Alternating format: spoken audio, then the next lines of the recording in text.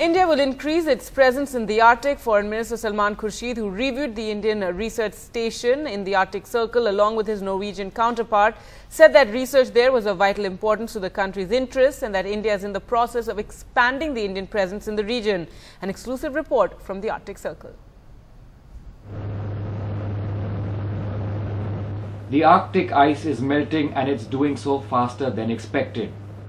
Well, here on the roof of the wall, the scientists have been working hard to try and find out why the ice in the Arctic is melting at such a rapid rate. The rapid rate of ice melt clearly has a direct relationship with what's going to happen to coastal countries, countries like India, which can potentially see an increased level of sea level rise as well as increased potential for flooding.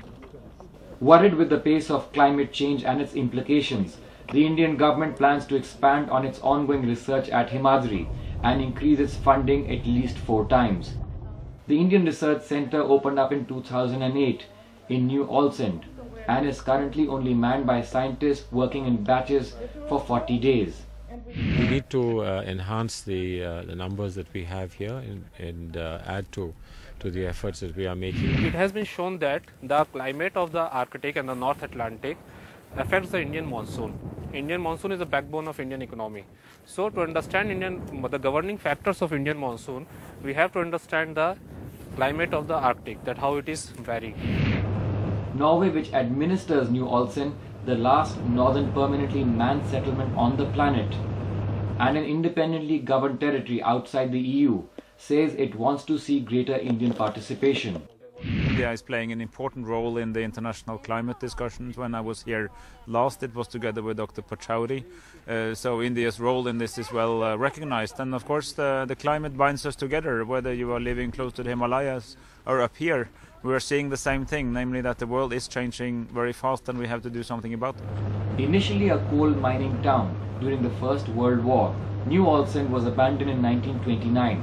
Finally, the old miners' building were converted into research stations. India, which opened its Arctic research station in 2008, also got observer status last month of the Arctic Council. It's not just science that's driving nations to the Arctic. Receding ice has also exposed land, once covered for millions of years, with the potential of sizable oil and coal deposits. While rapid industrialization across the globe is directly affecting the Arctic too is now affecting what's happening in the globe.